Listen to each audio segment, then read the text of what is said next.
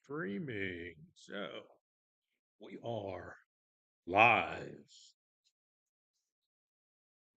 Welcome, everyone. Good morning, good evening, good afternoon, depending on where you're at this point in time watching this show here. My name is Jesse Almanza, retired gunnery sergeant, United States Marine Corps, and I have my co-host here with me. And I'm Charles Prentice, chaplain of the Gulf War Era Veterans Incorporated, Yeah. United States Air Force. Oh, I noticed that we came in, well, Charles came in with a different organization today, and we're going to be talking a little bit about that. But I just want to go back for a second or two and uh, kind of bring forward the numbers that we've talked about over the past years while serving in the military, not only most currently, but in the past, as far as the uh, World War One, World War Two, Korea, Vietnam era. We talked about numbers in the millions and stuff, and we talk about when they started, when they ended, and we threw a lot of information out. And if you have not had the opportunity to tune into that, just go back and review some of our videos that we've had in the past, and it'll give you a little bit more insight of what I'm talking about. And there's a reason why we did that. It's because we want to bring it from the very beginning, and we want to just move forward with life as we know it as veterans and stuff. And understand that this show here is not only for the veterans, for us veterans ourselves, but it's also for the family members, the brothers, the sisters, aunts, uncles, mothers, or even the patriots, the true patriots who just want to know about the military veteran family, because this is the channel that we are currently on, the military veteran family. And we'd like to hear from you. You can send us some information on the chat there. You can ask us questions. If we don't respond to you by the end of the show, we'll get back to you very, very shortly. And I want to throw a disclaimer out as well before we get moving here that we are not associated or have any affiliation with the Veterans Administration. Uh, Other than the fact that they're supposed to be working for us because we're veterans. Well, they're not supposed to be working for us. They are working for us. Well, Well, well, depending on the situation, from individuals who have, I mean, we were just talking about an incident that's going on with myself and stuff, but we can discuss that later regarding the VA process and so on and so on. But Jesse, I want to bring something up real quick because some of these people are probably going, wait a second, aren't you guys supposed to be on Tuesday at 11? And yet we're showing up on Saturday. Well, like I said, I'm chaplain for the Gulf War Era Veterans Incorporated, and this is the no zone. We meet here in Clemens either Zoom or in person, and which we're doing today. Um, Gulf War Era Veterans Incorporated, and they're one of the sponsors of our the military family YouTube, and that's why we're coming to you live today as the Gulf War Era Veterans Incorporated um, on our the military family YouTube channel. YouTube channel. That's absolutely right. And the topic of discussion today is wearing the other hat. And we talk about these kind of things when we're around with we're having some camaraderie, we're having some social gatherings and so on with other veterans and stuff, and we talk about what other organizations, once you get out of the military, do you feel the need to join, or do you think would be a good fit for you and so on. And to some extent, most of you probably will not ever join any of the affiliates like the VFW, the DAV, Disabled American Veterans, or the American Legions, or something to that matter and stuff. But a lot of you will. And you'll do it because you feel that you have a commitment to continue service. You want to continue advocacy for your fellow veterans and so on. And you do it because it's in your heart and stuff. And I think I would tend to say that the younger generation of veterans are not quite there yet. Although because I mean, come on, bottom line is this. What are they doing, Charles, when They're they're still younger? working. They still Yeah. working, have families where I, some of us older ones, we have families, but they're out of our house now. They're out living their life on their own. Hopefully, we've told them some of our background and some of our story, which is what we keep pushing. saying, "Hey, tell your story to your family, friends, neighbors." We tell it to other military members. Yeah. When I got out of the Marine Corps, back in the days, and I'm 1995 to be honest with you. That's when I got out of the Marine Corps. It is a long, long, long, long time ago. And you figure things would change and things would be a little bit different. But I was in California this whole time up until about 6 years from now ago, when we relocated down here. My wife and I, we just packed it up and moved across the other side of the United States. And we're like, here we go, new land for us, and we're happy here. Planted Uh, their Marine Corps flag, yeah. and But when I got out, Charles, I didn't hear anybody telling me or talking to me about any other organizations. I knew they were there because, the topic comes up: Veterans, the Foreign War, American Legion, DAV, which are, by the way, those are the top three, what is also considered or called the veteran service organizations in the nation. Those are probably the top three. There's others in there, and we'll talk a little bit more about that. But specifically speaking, is that what role do veterans take? And remember, maybe 2 or 3 sessions ago, I talked about those individuals who left the military, and not only did they pursue a different leadership role or continue serving through advocacy or whatever, but they are currently now in Congress. They're serving the United States of America in other capacities and stuff. And mm, just to mention our veteran Vice President. Uh, JD. He's there. He's Vice President of the United States, Corporal of the United States Marine Corps. Hoorah! And got to say that's a saying that we do all. If you ever come across a Marine and you hear him say "hoorah" or they're gonna "super bark, fi," grunt. that's what it's all about. So, those of you who are out there that are not military members, that are not veterans, and you hear these weird things coming out of us, Army has their own thing, Air Force, Navy, they have their own verbiage that they put out there and stuff. But the bottom line is that veterans of all ages in all eras will serve in another capacity somewhere along the way. It doesn't have to be immediately. It could be years up the road for when you finally say, what am I going to do with myself now? What am I going to? I'm already retired and I'm already doing this, and I would really want to go back. It's because honestly, Charles, I don't think we ever forget that we served in the military. That's No, that's embedded in our hearts.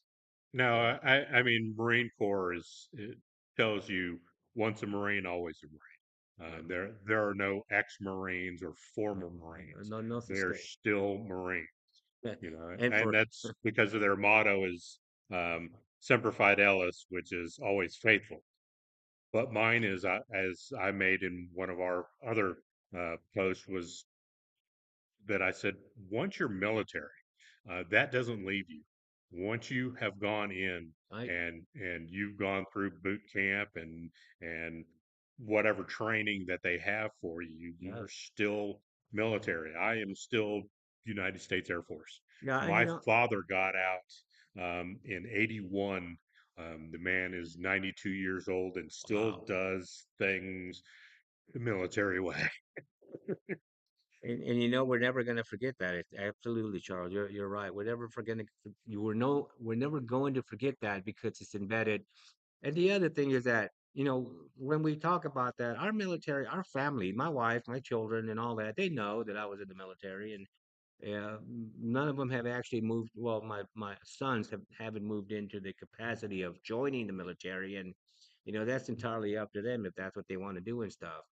But I know military veterans that also have sons and daughters who have joined the military as well. They followed on their footsteps, and they picked up the tradition, and they served, and they're serving, and that's a great honor and stuff. I mean, that's a family thing that they decide that they want to do all together and stuff, and it comes in variety of ways and stuff. So, and for the family who's there supporting them, that's a big role to play. That's a huge role to play. That's why we always, in the Military Veteran Family channel here, we always want to include the family, and we will continue to include the family because they're part of us. They're part of who we are. They've supported us. They've been there for us, and there's a lot of true patriots out there that are never ever been in the military, but they support the military veterans as well too, and the families as well. I just want to say that this month happens to be the Gold Star Family Month. If those of you who are not familiar with the term Gold Star are individual parents, brothers and mothers, sisters, husbands, wives who have lost a loved one in combat out there. And that's not a very good thing to do because, as you well know, some of us that go down there, or some individuals that go down there, pay the ultimate price.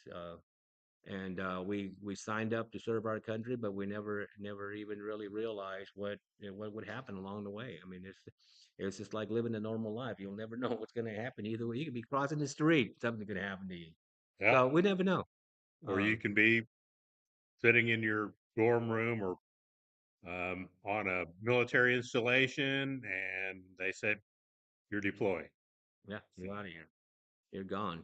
So I wanna continue our wearing the other hat in this capacity here. Just want to kind of throw some things out because it's important to know that if we're not ready to wear another hat, and I'm going to give you the reason why we titled this wearing the other hat. If you're not ready for it, don't feel like you have to push yourself and join something along the way, or because somebody keeps inviting you to go to these places and stuff. Many times when you get invited to go places, it's just for camaraderie. It's just for you to kind of acknowledge that there's many of us out there. Remember, 15.4 million veterans out there. We're not alone. There's a lot of us out there and stuff. mhm. So as you move forward and kind of decide what direction you want to take. Now, there's differences between organizations that have stable membership, which a lot of them do have membership that you join, Marine Corps League, VFW, DAV, what else? American Legion. American Legion and all that. You can join and become a member of them, and a paying member because they charge you membership fees annually or whatever the case may be.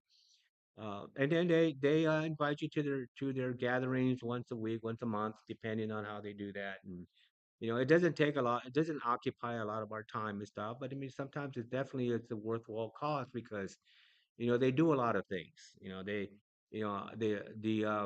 veterans, the VFW, Veterans of Foreign Wars. They're a big advocacy group that go to Congress and advocate for our rights, for our benefits, for our schools, for they talk about the entitlements, the things that we should be getting, and not only for us as veterans, but they advocate as well for the family members as well too. And it's a big thing to know it because, as we have mentioned before previously, when we joined the military, we were told that we would be getting taken care of. Am I Hmm. right, Charles? That's and sometimes it's a battle. Like I said, VA is supposed to work for us. Um, Unfortunately, there have been times where you're having to fight the VA to get what the government said they were going to do for you. Mine is I've you know said before that I'm a bilateral amputee and ended up having my surgery done.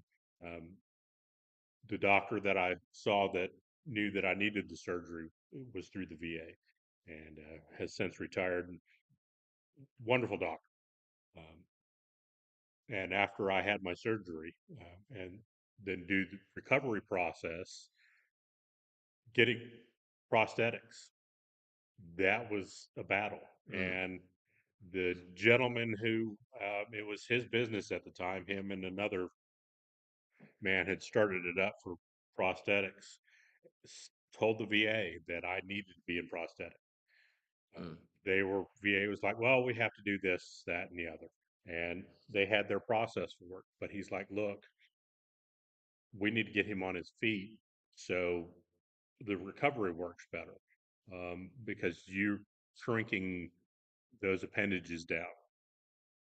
And because my legs, when I had the surgery, were so big, to get them to shrink faster, they have what are called shrinkers that they put on your legs. But mhm, once you get into prosthetics, once you're healed up and get into prosthetics, that works faster because you're actually putting pressure on it with mhm, body weight.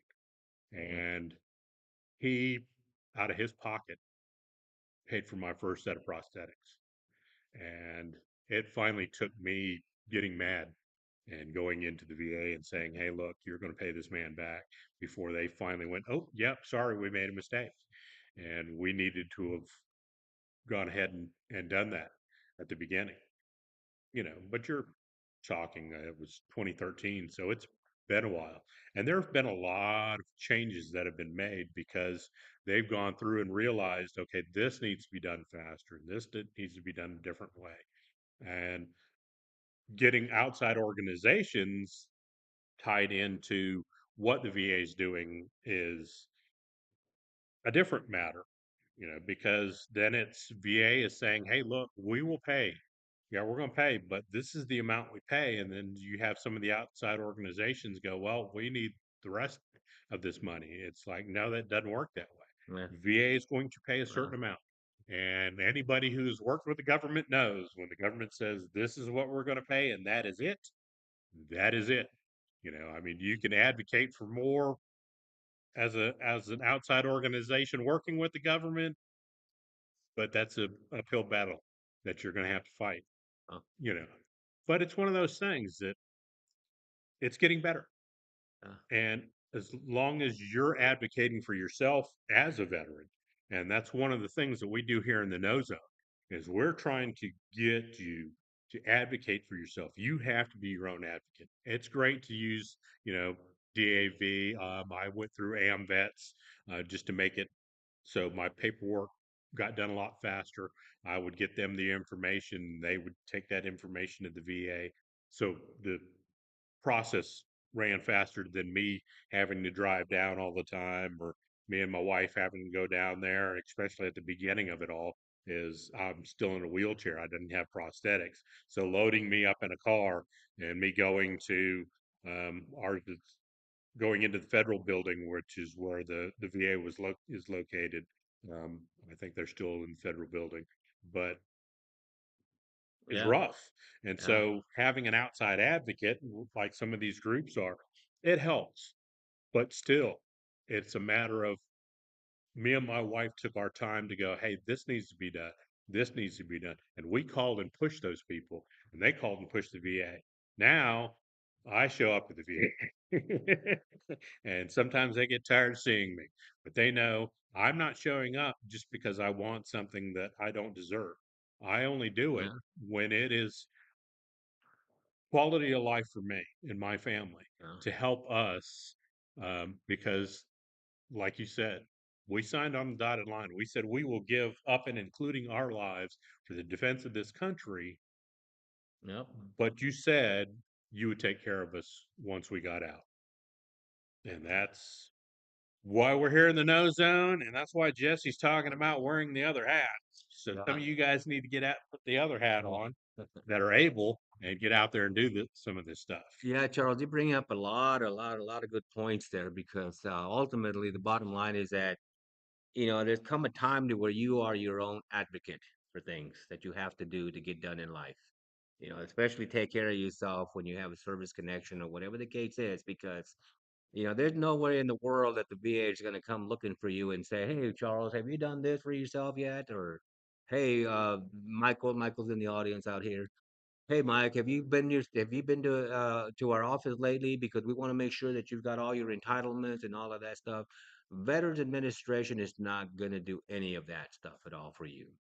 What's gonna end up happening is that you're gonna hear something from someone somewhere along the line, an advocacy group, a DAV or a VFW or something of that nature that's gonna plant a seed in you, and you're gonna start thinking about it, and you're gonna say, "Wait a minute, I need to be getting this for me. What do I have to do?" So you start making contacts with people that are out there that are wearing the other hats, especially if they're veterans. Now, I can guarantee you right now that, there's a lot of organizations out there that are not quite where they need to be at right now. But just like anything else you do in life, 10% is 10%, and not everybody is, up to par with doing things. So you may have to ask two or three different people about the same subject topic that you're looking for, and maybe somewhere along the line you'll finally get your question answered and stuff. But that's pretty much the way it goes nowadays.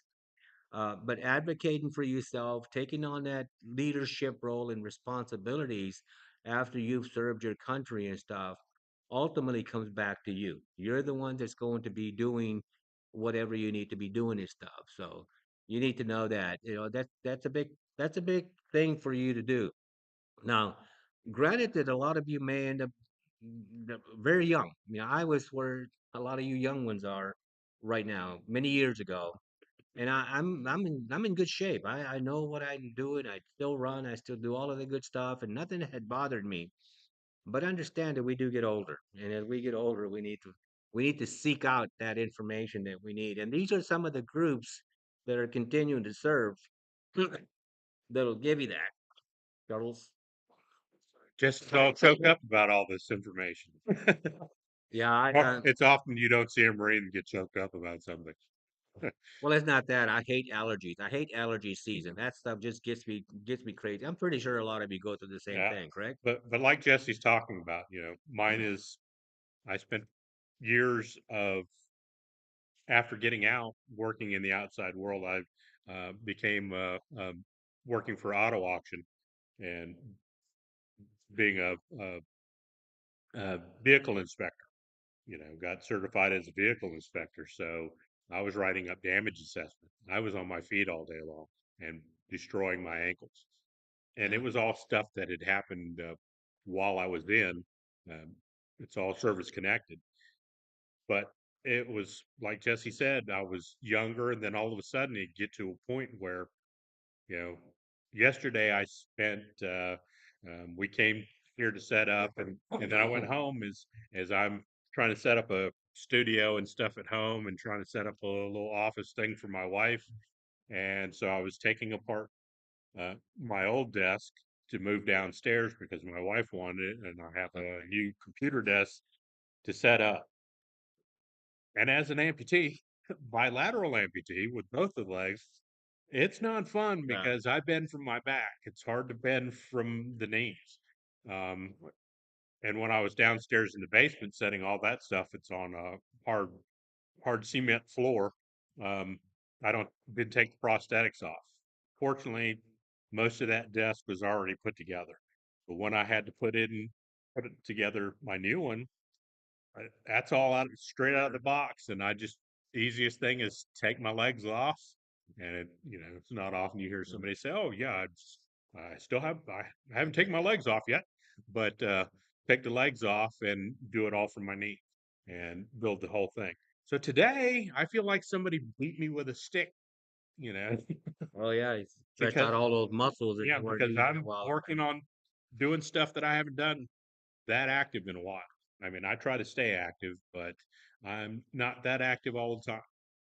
Yeah, and we'd like to hear from you all as well too. As far as I mean, we're not, we have stories to tell, we have stories to share, and and the reason Charles and I kind of talk a little bit about us is because we're human beings. That we're not, we're not like to the point to where everything is hunky dory with us. I mean, we have issues, we have things that we deal with in life, and if there's a direction, if there's a way that somebody can get you to, I mean, that's what we want to do. And if something comes up to where we can't handle it, we know a lot of resources out there that we can Hmm. refer you to very easily. Now, Charles alluded a while ago to the No Zone, KNOWZONE. The No Zone is conducted the second Saturday of every month, either in Clemens, North Carolina, live, or we have another place in Midway, North Carolina, which is down the street, about a half hour away from here. And you're welcome to come and join us at any given time. We'll provide you with coffee, donuts, and whatever, some juice and stuff. It's something to kind of get yourself involved with us and stuff. And we talk about these kind of things and we discuss these things with people and stuff. And I get it that you get busy. It's a Saturday morning. You don't want to go anywhere. You don't want to do anything. I've been there, done that. I mean, I was raising my wife and I raised four children, and we know what it's like. Our Saturdays are precious and stuff. Yeah. When Also, Jesse, if you're not in the area, sometimes you do the Zoom, yeah, and so yeah. he'll send out information on a Zoom meeting, so you don't have to be in Clemens or in Midway. Yeah, you can pop into to technology. Gulf War Veterans Incorporated is a nonprofit organization based out of Winston-Salem. We several members, myself, Charles, we got together a while back. Unfortunately, it was during COVID season, and we wanted to have a gathering of people. We wanted to make sure that we had people that we can invite to a coffee per se, and we could sit there and we can talk to each other about things, and maybe plant some good seeds and stuff and good information. But unfortunately, because of the COVID time frame, we weren't able to do that. Hardly anybody showed up. But we started figuring out that a lot of people don't really go to groups anymore, you know. And I know what it's about. I know what it's like because you have your own time. But I also know that everything goes with what I refer to as called set and setting. Back in the days during the Korea, World War I, World War II, Vietnam era veteran time frame, the gathering spot was for everybody to go out and gather at a VFW hall or a pool hall or a joint or somewhere and share your stories and do your things for the older population people. But the younger population people, because we do have another era that is pretty much coming up coming up, which is the Gulf War era. We have that population of people that's not their set and setting, Charles, anymore. That's not what they do. No, it's They don't go to the VFW hall or they don't go to the meetings. This is where they go to. They go to social media. mhm. They tune into Facebook. They go into to Except for us uh, old ones, us older whatever and stuff. And types. that's why we do what we do. Honestly, we have members all over the United States. We Mhm. we have members in California, Florida. I mean, you name a state, we probably have a member that's part of our group here. And every now and again, hopefully those members. I say members because they're not really members, pay-in members, like I mentioned Nope, earlier with other organizations. We don't charge anything. nope, If you're a free. veteran, you're a member. Yep, Bottom line, there's no ands or ifs, buts about it. You yep, don't owe no fees. You don't have to pay any dues, debts, or anything like that. You're just part of us, and you get the information we get. And maybe a lot of times you educate us. yep. When you provide information for us, it helps us deliver it to somebody else that may need it as well. And that's what we do, and we do it through social media because that's what's out there. So Charles mentioned that if you don't have the opportunity to go to a meeting, go into Zoom. I'll send Mhm. invites every now and again and get into Zoom. And one of the things that I do tell people that if you're gonna sit in there and start watch it all the way through. Or just if you don't want to watch it, don't watch it, and just play it all the way through because it helps us continue the channel and stuff. It helps us get a little bit more out there. Some FaceTime. Yeah, and we want to do that because we don't want anybody to miss out. I have this little term that I use. It's an acronym, and we do a lot of acronyms. Hey, But we're this is my military. acronym, just like against the world. It's called a BFO, and what that basically means, Charles, a BFO means it's the brilliant flash of the obvious. BFO. So if you're listening to something and somebody sparks a little phrase or a statement or something, your mind goes off. The bright flash of the obvious. Oh my God, that's all I had to do.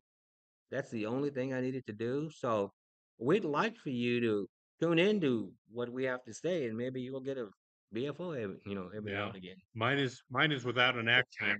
I call that my aha moment, where you go, aha! I should have been doing that all along. I apologize for the constant drinking, but I have to clear my throat. Yesterday I had a very, very, very hard time. I could not. The wind was blowing there. I guess the pollen is kind of going away now, huh? Hopefully, Yeah, it's the going rain. into all Yeah, of our going into our sinuses. bodies and stuff. I hate it. It's just one of these things to where you don't have any control on it. It gets into your nostrils and you don't have no way to stop it. No, but It's see, like Jesse was talking about, with getting information. He said that we have Mike in the audience, and Mike's retired Army, but Mike has gone through a lot of stuff at the VA, and so he's brought his information in and saying, "Hey, this is what's going on." Speaking of which, hopefully Tuesday, if you tune in at 11 o'clock when we go live. You won't see me, this ugly mug, sitting in this seat. You'll see I'll Mike. rest my case. Mike is going to show up, and he's going to share information that he has. But of course, we'll be back to the military veteran family, although we're broadcasting on the military veteran family, but we're doing the advocate for Gulf War era. Yeah. And that is, 1990 is the start of it. So you still have guys who are still in that maybe went in after 1990 or Mhm. went in because of the Gulf War, went in because of 9/11. There are so many different things that have happened since then, and they're still in, or they've just recently got out. And I know when I first got out of the military, I had only spent a little over 10 years in. And so I was looking for a job and got into a Mhm. job, and I mine was, how did I get involved in this organization? I had a friend of mine who said, "Hey, look, um, I know it's COVID, but there's a group that meets in your area. Have you met with them yet? And we have challenge coins, and I've got mine in my wallet somewhere. I don't know if Jesse has one out and available. Um, let's see. So we have these coins, and I know it's not going to show up real well, but if you get a hold of us and you're a Gulf War era veteran, we'll send you a challenge coin. If you're a Gold Star fan, we have a golden version of it. But he was like, "Hey, have you got your challenge coin yet?" And I was like, "Challenge coin from what?" He said, "Gulf War era veterans." And after COVID, they were meeting, and so I was like, "Well, let me go show up." Because he was like, "Get me a coin, and when you come to see me again, I want the challenge coin." So I showed Mhm. up, and mine is today we're meeting in the church that I attend, and I'm the youth pastor. And so Jesse turned around and went, "We don't have a chaplain, and you're a minister, so Mhm. I have a job for you." There you So, go. like Jesse's talking about, my other hat. I have There's two. the other hat. I have youth ministry, and I'm the chaplain for Gulf War Veterans Incorporated. Yeah. And it's one of those things that getting out and actually doing the job that I used to do, I can't do that. Yeah, and the thing to also know is that the roles, the different roles comes in variety, different type of ways. It doesn't have to be that you're going to be serving, become a president or do whatever of the organization. You're going to be helping and assisting if you do desire to one of these days join one of these individuals. But let me kind of give you an idea of what the three top and they're referred to also as veteran service organizations, VSOs. There's VSOs, there's veteran service organizations, and there's veteran service officers or their veteran service specialists. But those are the individuals that kind of tie in and help you a lot, specifically when you want to submit a claim for service connections and stuff. But when we talk about the veterans of foreign wars in general, we talk about they have a membership. You pay your dues and you have a fee, and you go to their meetings, and you do community events, and you help out with things, and you help out other veterans, and they have anywhere right now, I believe, about little over 1.3 million members nationwide, or should I say worldwide, basically. And they have about 5,500 hosts available where people can actually go to. I mean, they're all over the United States. You'll be driving down the streets, and all of a sudden you see a big old sign that says VFW on it and stuff, or you see a cannon out in the middle of the parking lot out there because that's their trademark, or I don't know where they got it from, but that's one of their icons that they have for that building and stuff, and you can identify it and stuff. And you can go in it. I mean, nothing tells you that you have to join or become a member of the VFW. They do have the VFW, I believe, is the only one that has specific rules as to how, or specific rules on whether or not you can become a member. And the title speaks for itself, Veterans of Foreign Wars. I'm not sure if they've changed that process for them because It basically means to me, in a nutshell, it would mean that I would have to have been a veteran that fought in a foreign war in order for me to join their organization. But they do have what they call associate members. You know, associates can join the facility and stuff. And like I said, a little over 1.3, 1.4 million that are part of that organization. And then you go to the other one, the American Legion. The American Legion has anywhere between 1.2 to 1.3 million members because they are paying members. They do go in, they pay a fee or fine, not a fine, but a fee, a membership fee, and they become Would be members of considered the a fine. American Legion. They're known as the American Legion family. They have probably about 12,000 active post. A post means that it's a location or a site where they actually perform their meetings and stuff at. So having that many posts worldwide is quite a bit. And then again, they're like the VFW. You'd be driving down the street and you see American Legion post there, post number 1055 or 760 or 890 or whatever. And they all have their commanders. They all have they have a chain of command, right? They have a chain of command. Like you were in the military. My question is, do they have a cannon or tank or something that they? I don't know what they have. I'm just kind of throwing this out because I'm sure a lot of you have actually seen these kind of things as you go through your neighborhoods or you're driving someplace and you've seen these little icons out in the middle of the road and stuff. And then you have the other one. The other one is a disabled American veteran. That group right there has got about one little over 1 million members that are part of that and stuff. I don't have. I think there's about 1,200. They call them chapters. About 1,200 chapters throughout the United States as well too. So if you kind of look at that and you add up the numbers, I'm gonna give you something right here that you're gonna think about. When you add up the numbers, if you go 1.4, 1.2, and then you go a million, so you're talking one, two, three, about three and a half, 3.5 million veterans are part of one of these three biggest veterans organizations there's out there.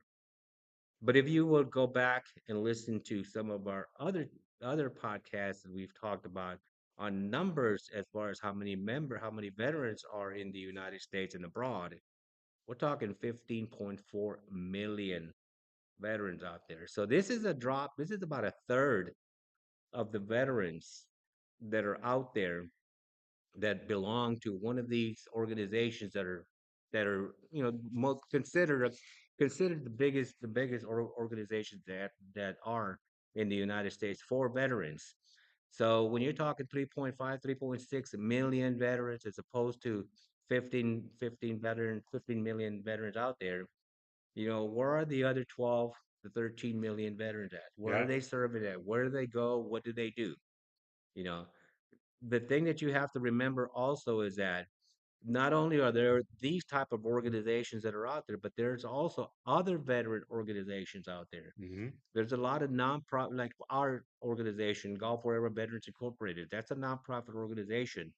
You don't have to be a member. You don't have to be a part of us. You don't have to pay a fee or a fine or anything like that or a membership or whatever.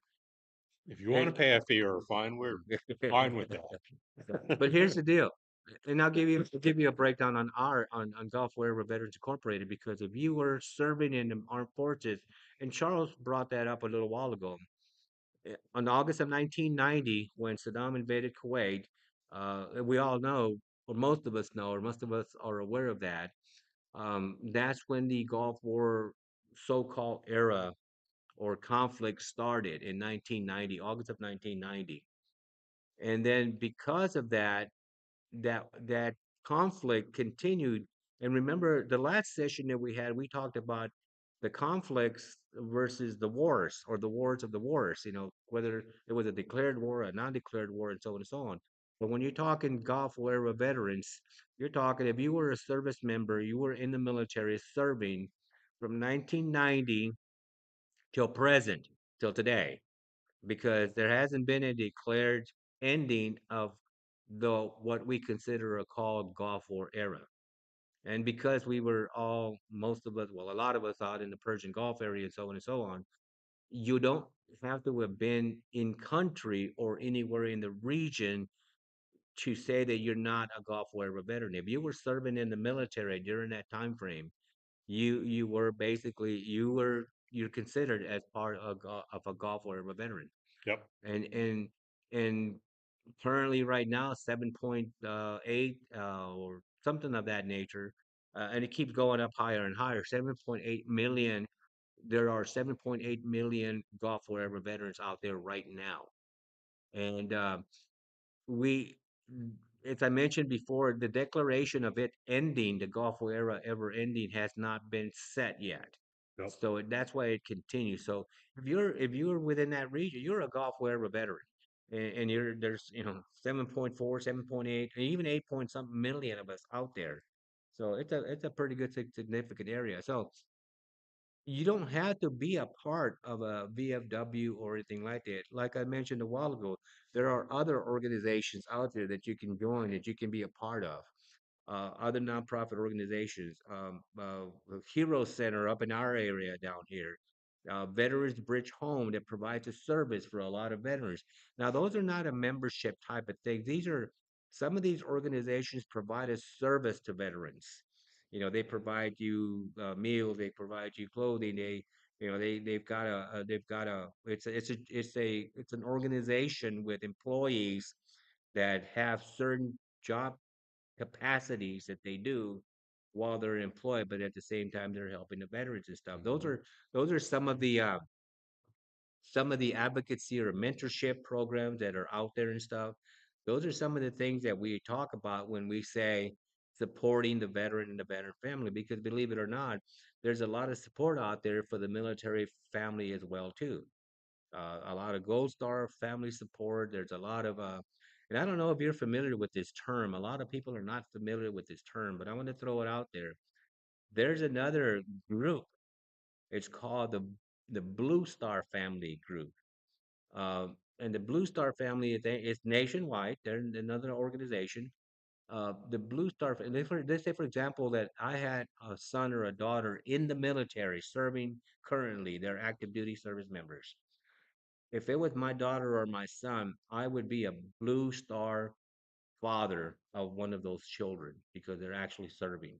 So they're Blue Star. There's a Blue Star family program out there. So again, giving you more information about what's out there for veterans and for veterans families and stuff. And when you put it all together, the numbers that we've been discussing recently over the past month or so since we started this channel here, if you start figuring how many veterans and veteran support family members and patriots are out there, we supersede, or what's that word when you far and beyond the millions of of the regular population that's out there.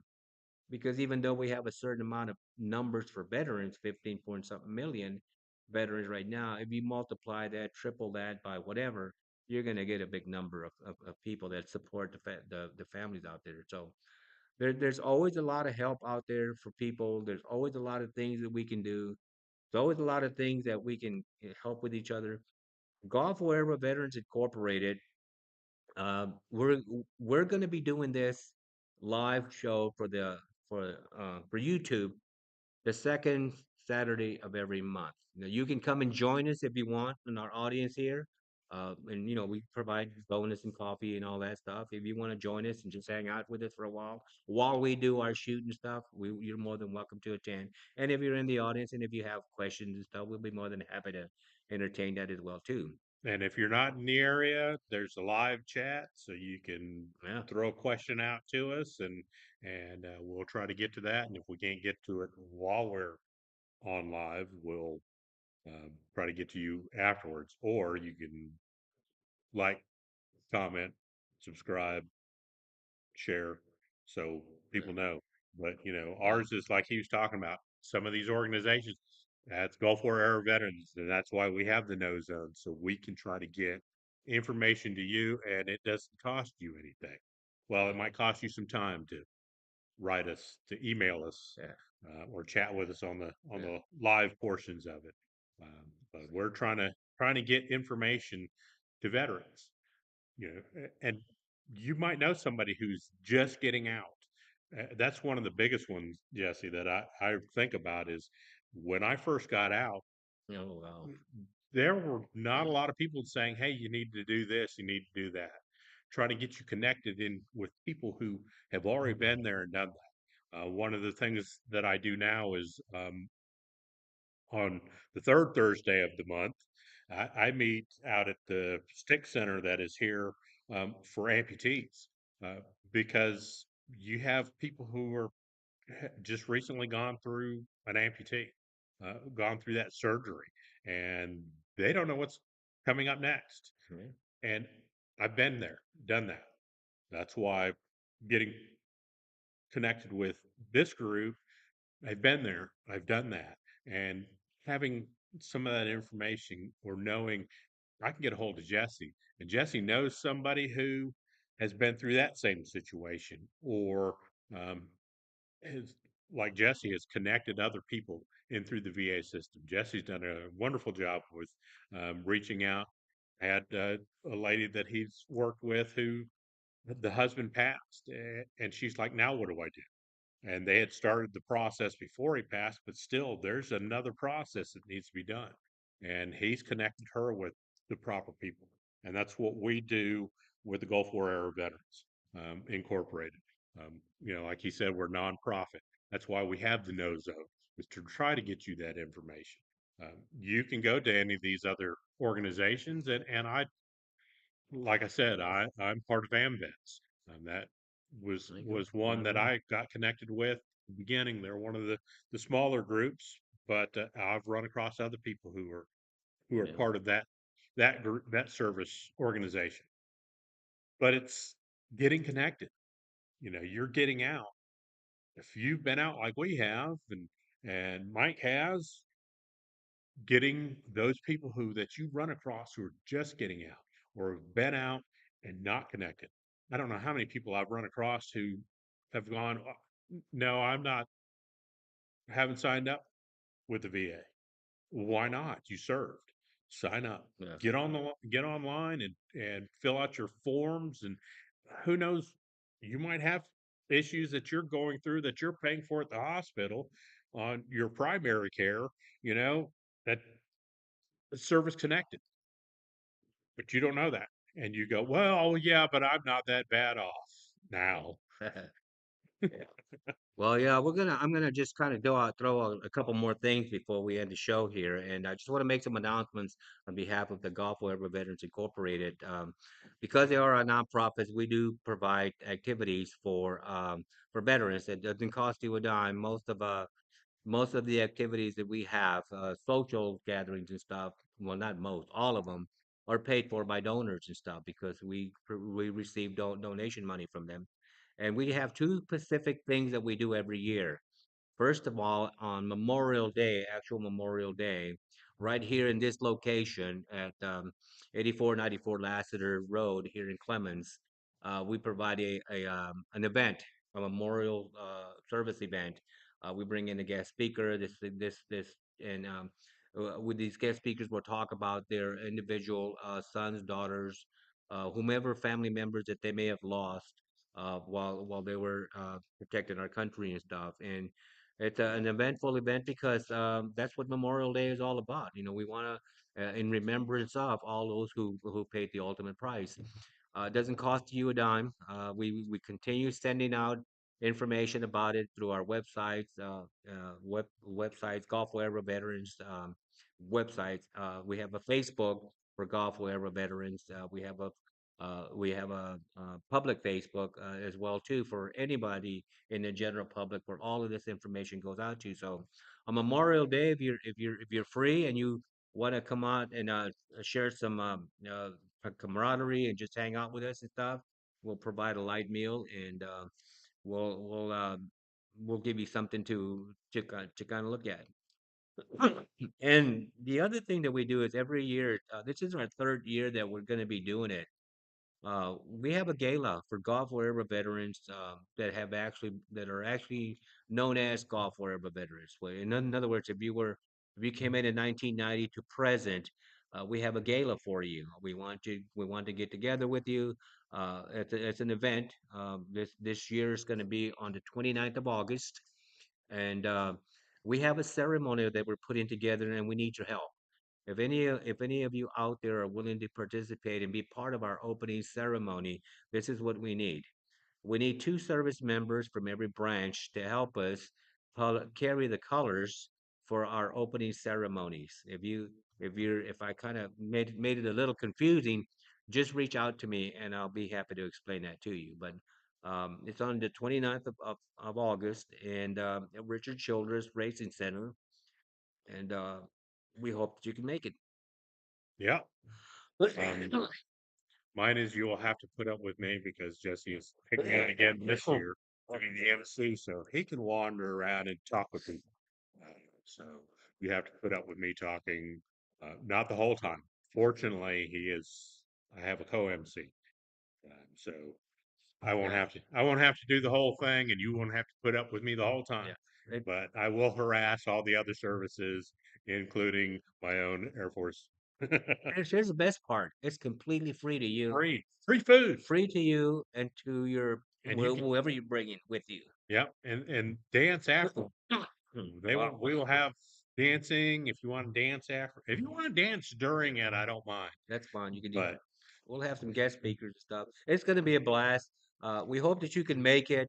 Um, and it's for you. And again, free doesn't cost you anything. We're just hoping that we can see you there. yep, and the neat thing is there have been some really, like Jesse said, we're nonprofit, and um, there have been people who've contributed. We had, what were they, 55-inch, 50-inch Yeah, television, television set. two of them last year that were contributed brand new in a box, brand new televisions. I think they were smart TVs. I don't know. They were in the box, They're all so smart TVs they're now. Everything's yeah. smart They nowadays. could have Yeah. been dumb TVs because they were stuck in a box. But a lot of prizes, a lot of goodies, and it's a night just so you can relax. Dress up a little bit, especially with the No, guys. no, no, not a Especially little bit. Dress up. especially with the Dress it guys. up. You Dress it don't up, Charles. get out there a Yeah. lot to where the wives can wear a fancy Oh dress. yeah, bring her out in her fanciest So pants. She'd love that. you can get her a fancy, she can get her own fancy Yeah, dress. do that. Guys, if you Make it want a to good get a night for fancy you. dress, that's up to you. Uh, But suit and tie, suit and bow tie, if you want to wear your uniform, yeah, as long as you're uniform. within your standards of your branch of That's service, right. See, that's please wear your mine uniform. is We encourage that. I will not wear a uniform because I'm not getting rid of this because I Mhm. can't grow it up here. I grow it here, and so Yeah. Now I apologize for my coughing and stuff, but the show must go on. I was not going to stop it. I thought about it for a minute, but I'm like, got to keep rolling with this. So thank you guys for tuning in today. We really appreciate your time, and I hope that as you watch this video or this viewing here, the show here, that we've put some planted some seeds. If you ever want to reach out to us, you can always contact us. We always have contact information. We have a website. Golf Forever Veterans Incorporated has a website, which is called Golf Forever Veterans it makes dot that com easy. Yep. dot So org. remember, like, subscribe, share. Y'all have a blessed one. Love you.